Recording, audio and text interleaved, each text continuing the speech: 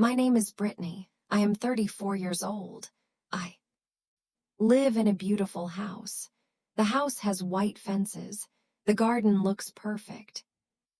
Everyone says we are lucky. My husband is Ronnie. He is 38. He builds houses. For other people, he works very hard every day. We married 8 years ago. We have no children. Our house is always quiet. Too quiet. We wanted a baby for many years. We tried everything. Nothing worked. Now we don't talk about it. The silence hurts more than words. He eats dinner fast. He reads his papers. He goes to bed early. We sleep in the same bed, but we feel far apart. I spend time in the garden. I plant flowers. I water the grass. I like the fresh air. The garden makes me feel better. Our neighbor lives next door. His name is Kieran. He is 40 years old. He has a little daughter. Her name is Lily. She is 5. Kieran is kind to everyone, but his eyes look sad. His wife left years ago. That's what people say. He raises Lily alone now. I see Lily every day. She plays near the fence. She talks to me. She shows me her toys. She smiles. Lot, I feel something strong in my heart. I love this child. I don't know why. One Sunday afternoon changed everything. Ronnie was home that day. He sat on the patio. He read a book. The air was warm and calm. I worked in the garden. I planted new roses near the fence. My hands were dirty, but I felt happy. Then Lily ran over. She held a yellow flower. Her face was bright. She smiled so big.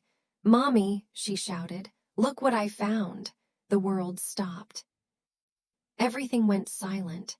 Ronnie dropped his book. The sound was loud. I felt cold. Suddenly my heart beat fast. I looked at Lily. Then I looked at Ronnie. "I'm Auntie Brittany, sweetie," I said. My voice shook. I smiled, but it hurt. Lily shook her head. "No," she said. She looked confused. "Daddy said you are Mommy." I couldn't breathe. I heard footsteps. Kieran ran out from his house. His face was white. He looked terrified. He grabbed Lily's hand. He picked her up fast. He ran back inside. He didn't look at me. He didn't say sorry. He just ran. I stood there alone. I held the garden tool. My hands shook. Ronnie stood up slowly. He walked toward me. His face was pale. His eyes were cold. He stopped 2 steps away. "Why did she call you that?" His voice was quiet. Too quiet. It scared me more than shouting. My mind went blank. I had to lie. I had no choice. Kids say strain things, I said. I tried to smile. She's just confused. She plays games. Ronnie stared at me. He didn't blink. He looked at Kieran's house. Then he looked back at me. "No," he said. "She said her daddy told her. Kids don't lie like that." I felt tears behind my eyes, but I couldn't cry. Not now. "Ronnie, please." I said, "It's nothing, just a mistake." He stepped back. "You're lying," he said. His voice was flat, dead. I can see it. He turned around. He walked back inside. He left me standing there. The yellow flower lay on the ground. That night was terrible. Ronnie didn't eat dinner. He stayed in his office. The door was closed. I knocked twice. He didn't answer. I sat alone in the kitchen. I drank cold tea. I looked at the wall. The clock ticked loud. Each second felt like an hour. At midnight, I went upstairs. Ronnie was already in bed. His back was to me. I got in quietly. I didn't touch him. I lay there. In the dark, I thought about Lily. I thought about Kieran. I thought about the promise I made 6 years ago. I couldn't tell Ronnie the truth, not yet, maybe not ever. But now he was suspicious, he was watching. And I knew Ronnie. When he wants answers, he always finds them. The trust between us was broken now. I could feel it like ice cracking under my feet. I closed my eyes, but sleep didn't come outside. I heard the wind. It moved through the trees. It sounded like whispers, like secrets trying to escape. The next days were horrible. Ronnie stopped coming home for dinner. He worked late every single night. He sent me short messages. Working late, don't wait up. When he came home, he was different. He watched me all the time. His eyes followed me around the house. He looked out the window often. He stared at Kieran's house. I felt sick inside. The guilt grew bigger every day. It ate at my heart. I wanted to tell Ronnie everything, but I made a promise to Kieran. I promised I would never tell anyone. I was trapped between two men, between my husband and my word. I couldn't sleep. I couldn't eat. I lost weight fast. 1 week passed like this. Then 2 weeks, the silence in our house got worse. We were strangers now. I didn't know what Ronnie was doing, but I should have guessed. Ronnie always finds answers. He is good at solving problems. One night I saw papers on his desk.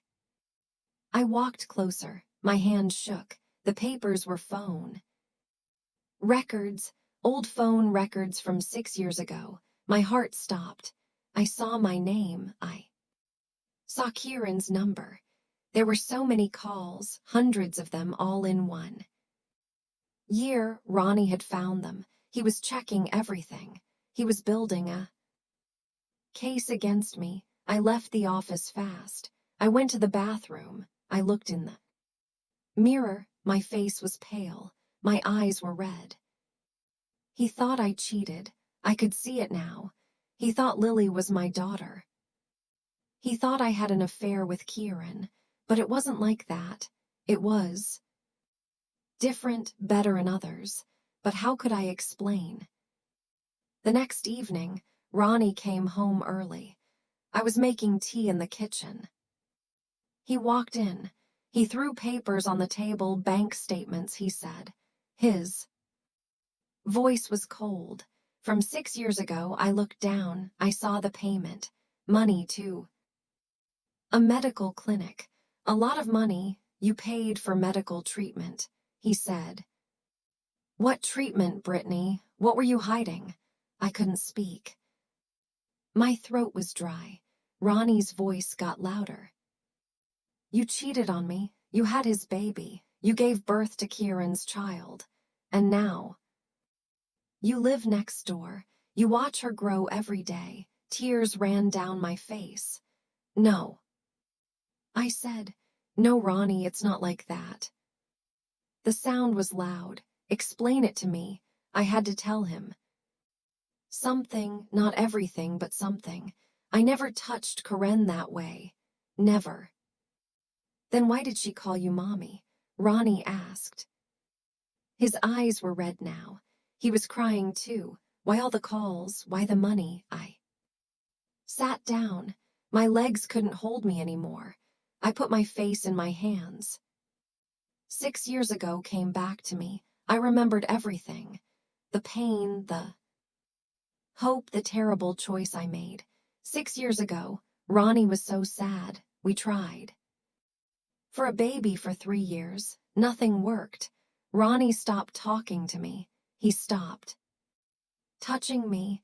He slept on the couch some nights. I can't do this anymore, he said. One night, maybe we should separate. I was terrified. I thought I was losing him. I thought our marriage was ending. Then Karen moved in next door. He was alone. His wife had left him. He wanted a child so badly, but he had no partner. We talked over the fence. He told me his story. I told him mine. We understood each other's pain. I wish I could help you. I said one day. Kieran looked at me. Maybe you can, he said. We made a plan. Secret plan. I would carry a baby for him. I would be pregnant for 9 months. I would give him the child he wanted. For me, it was a gift, a way to feel. Pregnancy, a way to feel useful again, a way to heal my broken heart. I thought Ronnie didn't want children anymore. I thought he was done trying, so I didn't tell him. The pregnancy was secret. I wore big clothes. I told people I gained weight. Ronnie was so distant he didn't notice. When Lily was born, I held her once. Just once. Her tiny fingers, her small face, her perfect cry. Then I gave her to Kieran. I signed the papers. I walked away. My body was empty. My heart was broken, but I thought I did the right thing. I thought I saved my marriage. I thought the secret would stay buried forever, but secrets never stay buried. They grow, they rot, they poison everything. Now Ronnie stood in front of me. His face was full of pain, full of anger, full of betrayal. I didn't cheat. I said again. I looked up at him, but I did something else. Something I thought was right, something that destroyed us anyway. Ronnie stared at me. What did you do? He whispered. I carried Lily, I said. The words hurt coming out. I was pregnant. With her, I gave birth to her. But she's not from an affair. She's from an agreement. Ronnie stepped back. His face changed. You carried his child. His voice was so quiet while I was here, while we were married. Yes, I said. I couldn't lie anymore. I did. Ronnie looked at me like I was a stranger. His face was full of pain. I had to explain more. I had to make him understand. It was surrogacy, I said.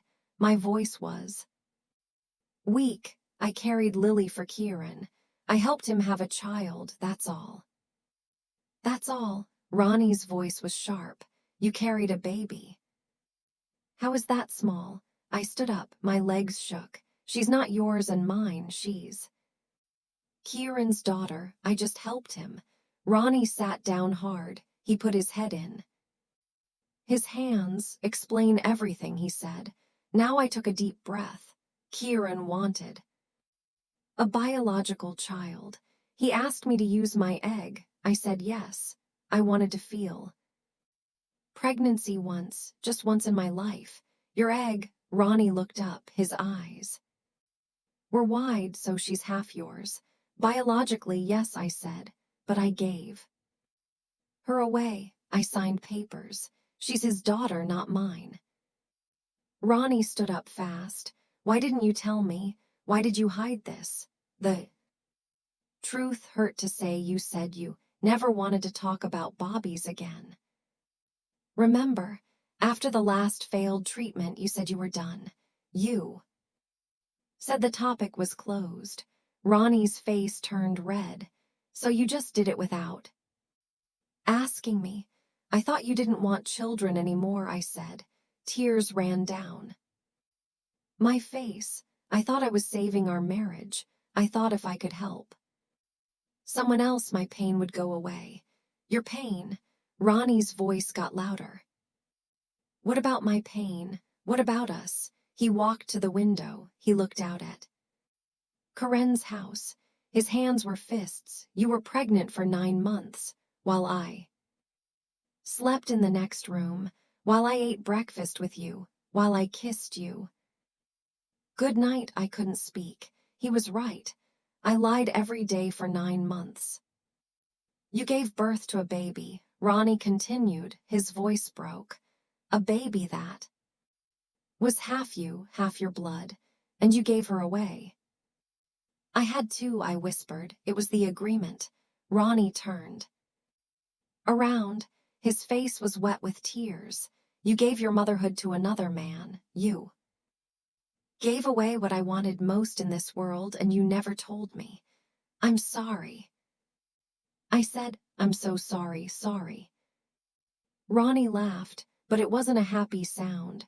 You're sorry, that doesn't fix this. That doesn't give me back those years. He walked to the stairs. He went up fast. I heard him in our bedroom. I heard drawers opening. He was packing. I ran upstairs. He had a bag on the bed. He threw clothes inside. What are you doing? I asked, but I knew. I'm leaving, he said. He didn't look at me. I can't stay here. I can't look at you. I can't look at that house next door. Ronnie, please, I begged, don't go. We can fix this. Fix this. He zipped the bag. How? You destroyed everything. You destroyed our trust, our marriage, our future. He picked up the bag. He walked past me. I grabbed his arm. Please, I said, please stay. Let me explain more. Let me make it right. He pulled his arm away hard. I almost fell. There's nothing to explain. He said, you chose him. You chose to give him a child. You chose to lie to me. Every single day, I chose to survive. I chose to feel something other than emptiness. You felt pregnancy, Ronnie said. His voice was cold. You felt a baby grow inside you. You felt everything I wanted to give you, but you did it with another man's child. It wasn't like that, I said, but he was already walking down the stairs. I followed him. Ronnie, please don't leave like this. Don't leave us like this. He reached the front door.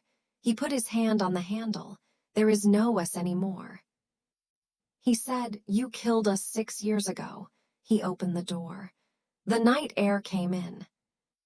It was cold. I felt it on my wet face. Then I saw someone on our porch. Kieran stood there. His face looked terrible. He looked older, tired, broken. Stop, Kieran said. His voice was loud. Ronnie, don't leave her. You don't know the whole story. Ronnie stared at him. I know enough, he said. You and my wife had an arrangement. You have a daughter now. I have nothing. That's not true, Kieran said. He stepped closer. You don't understand. None of this was what you think. Then what was it? Ronnie shouted. Tell me, what was it? Kieran looked at me. Then he looked at Ronnie. His eyes were full of tears. It was your idea, Kieran said quietly. The world stopped. I couldn't breathe. What did he just say? What? Ronnie's voice was a whisper. You asked me to do this, Kieran said. 6 years ago, you came to me. You made the plan. You paid for everything. I stepped forward. That's not true. Kieran, what are you saying? Ronnie didn't know anything. Kieran looked at me. His face was sad. I'm sorry, Brittany, but it's time for the truth, all of it. We stood in the living room. Nobody moved. The air felt thick and heavy. I heard rain start to fall outside. Soft at first, then harder.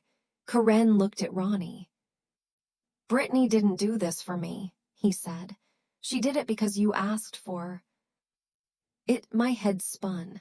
What are you talking about? I said. My voice was high. Ronnie didn't know anything. He wasn't part of this. Kieran shook his head slowly.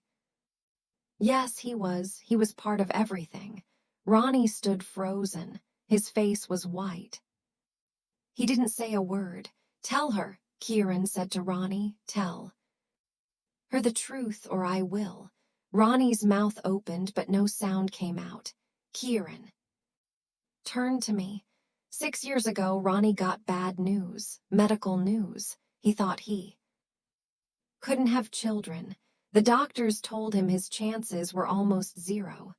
I felt dizzy. What, Ronnie, is this true? Ronnie looked at the floor. He nodded once. He was ashamed. Kieran continued. He felt like less of a man. He thought you would leave him if you knew. I would never leave you, I said to Ronnie, but he didn't look at me. He was afraid. Kieran said, so he came to me. We were friends in college, old friends. We hadn't talked in years, but he found me. He asked for help. My legs felt weak.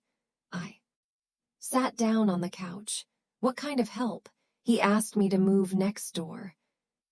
Kieran said, he asked me to pretend to need a surrogate. He asked me to ask.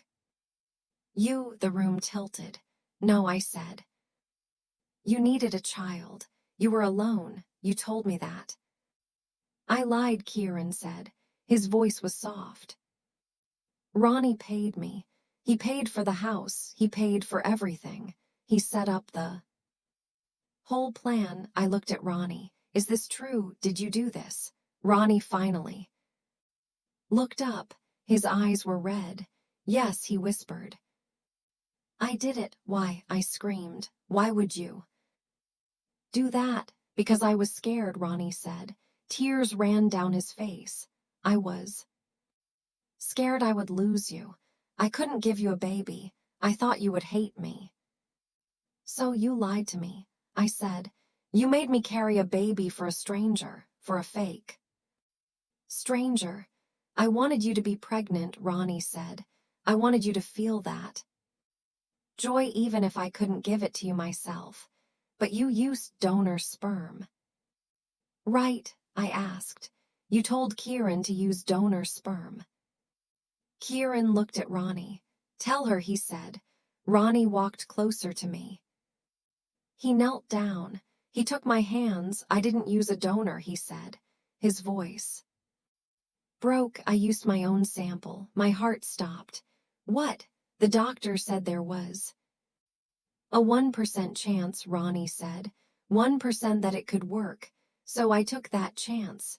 I tried. I couldn't understand. My brain couldn't process this. What are you saying, Karen? Spoke. He's saying Lily is not my biological daughter. She's yours. Yours. And Ronnie's. The words hit me like a truck. No, I said. No, that can't be. True, it is true, Ronnie said. He held my hands tight. Lily is our daughter. Biologically, completely. She's ours. I pulled my hands away. I stood up. I walked to the window. Rain covered the glass. Everything looked blurry. You lied, I said. You both lied for 6 years. I'm sorry, Ronnie said. I was a coward. I thought if the pregnancy failed, it would be Kieran's loss, not ours. You wouldn't blame me. You wouldn't be hurt again. But it worked. I said. I turned around. It worked. And you still lied. I fell in love with her. Ronnie said. From a distance, I watched her through the fence. I saw her grow. I saw her learn to walk, to talk, to laugh. She's my daughter. But I signed papers saying she wasn't. Why didn't you tell me then? I asked. When she was born, when you knew it worked because I was ashamed, Ronnie said. I tricked you. I manipulated you. I thought you would never forgive me. Looked at Kieran. And you just went along with this. You raised our daughter. He paid me well, Kieran said. But then he shook his head. No, that's not fair. I did it because I saw his pain. I saw your pain. I thought I was helping, but I was wrong. You were all wrong, I said. My voice was cold. All of you lied to me. You used me.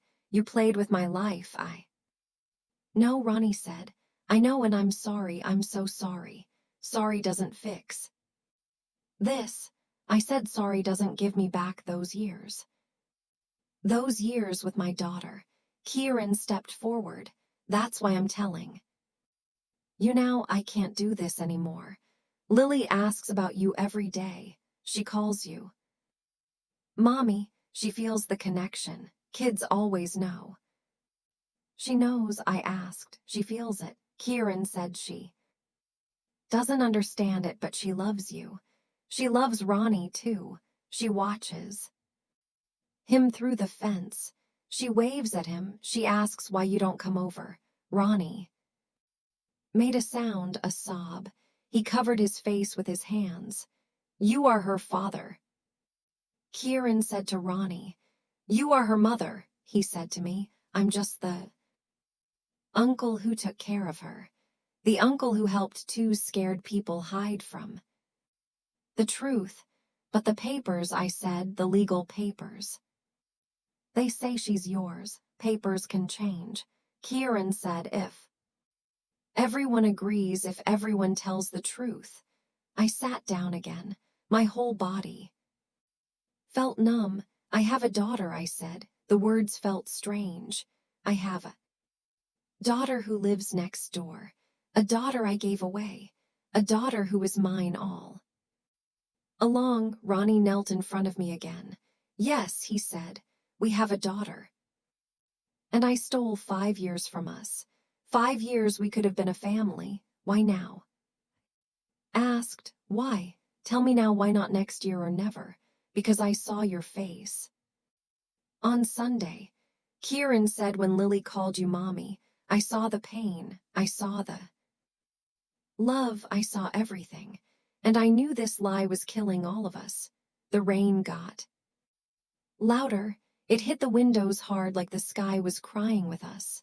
I looked at Ronnie, then at Kieran, then at the house next door. Somewhere in that house was a little girl with my eyes, with Ronnie's smile. A little girl who was ours. What do we do now? I whispered. Nobody spoke for a long time. The rain was the only sound. I looked at Ronnie. His face was broken. His eyes were full of shame, but I didn't see a monster. I saw a man who was scared. A man who made terrible choices. A man who loved me too much, or maybe not enough. I didn't know anymore. I looked at Kieran. He gave up his life for us. He raised our daughter alone. He carried our secret. He sacrificed everything. We have a daughter, I said. My voice was quiet. She is right there next door. And we wasted 5 years. Ronnie's legs gave out. He fell to his knees. He cried hard. His whole body shook. I'm sorry, he said. I'm so sorry. I was so afraid. The doctor said I couldn't have children. I felt like nothing. Like I wasn't a real man. I watched him cry. Part of me wanted to hold him. Part of me wanted to scream. I thought you would leave me, Ronnie continued. I thought you would find someone better, someone who could give you a baby. So I made this plan, a plan built on lies. I said, yes, he said. I know I was a coward. I watched her through the fence every day. I saw her first steps. Her first words. I wanted to run over. I wanted to hold her, but I signed the papers. I gave up my rights. Why didn't you tell me when it worked? I asked.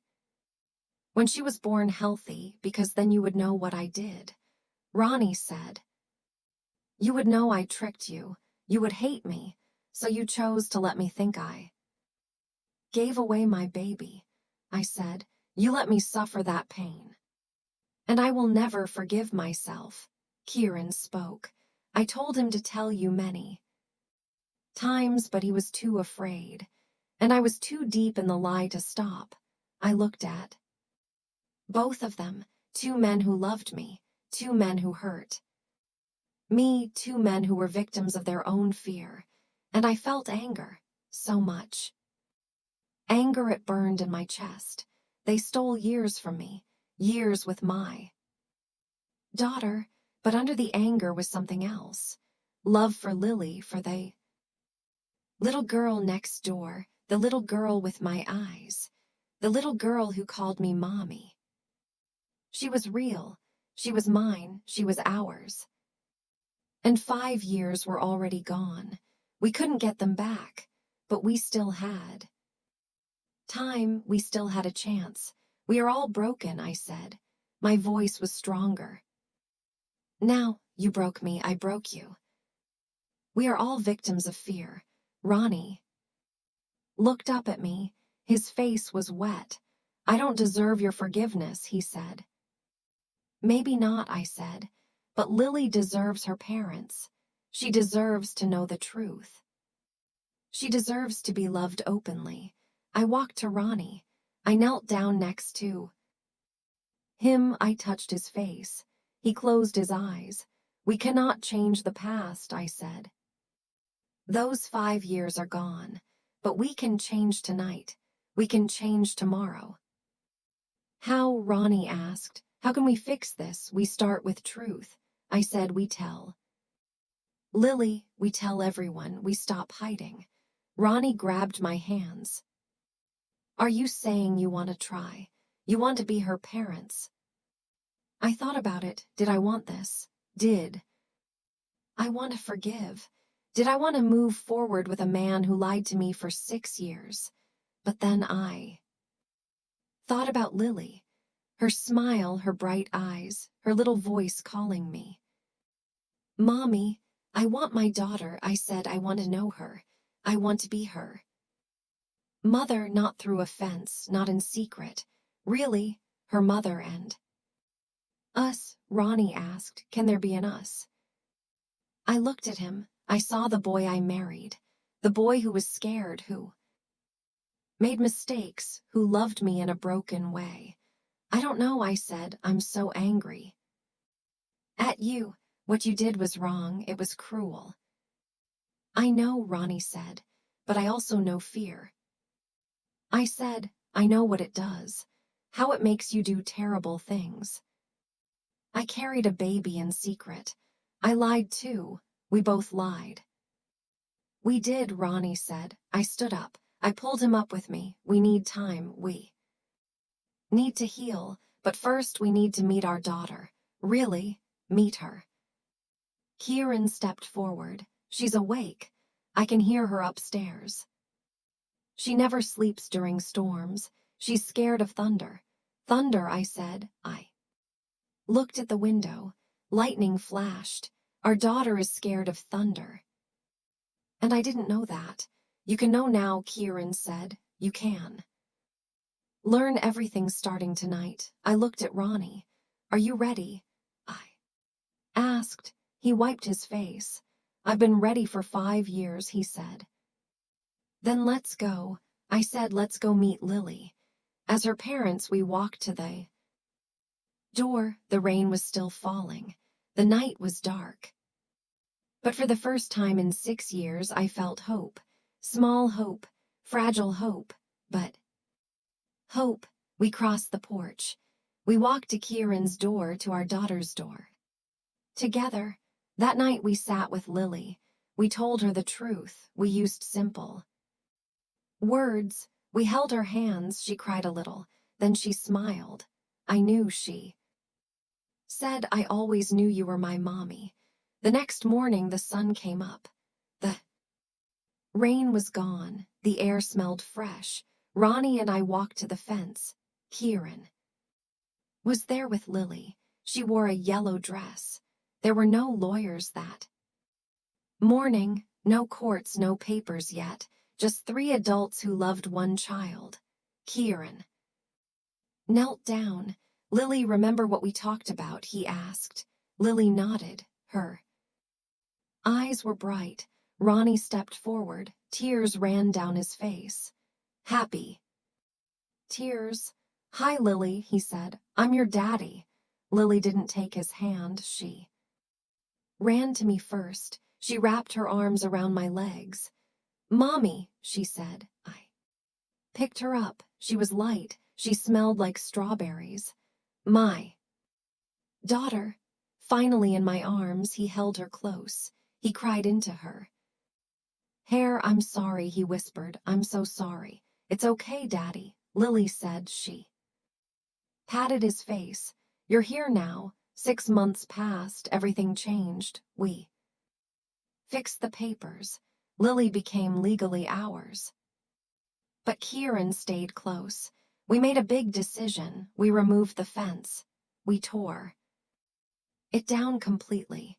Now there was one big yard, 2 houses but one family.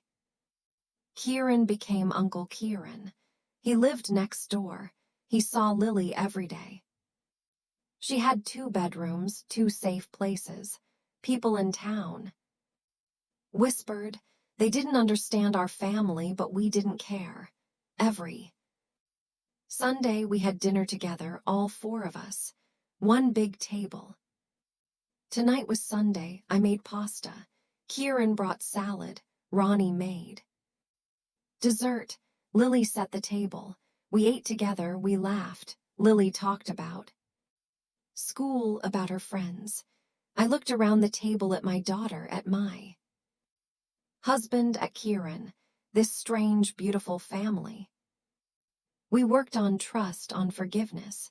Some days were hard. Some days I was angry. Some days Ronnie cried, but we kept trying. For Lily, for each other. Secrets almost destroyed us.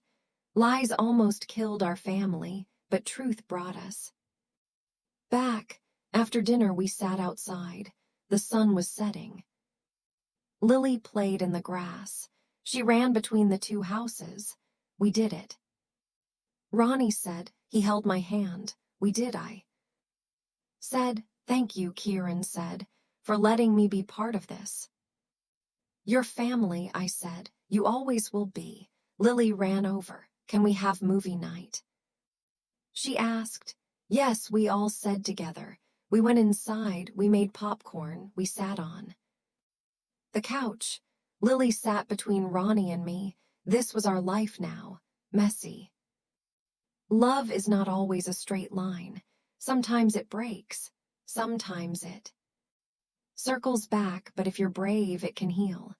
We lost 5 years, but we still had a lifetime ahead. If this story touched your heart, please like and subscribe to Cavaco English Storytime. Thank you for listening.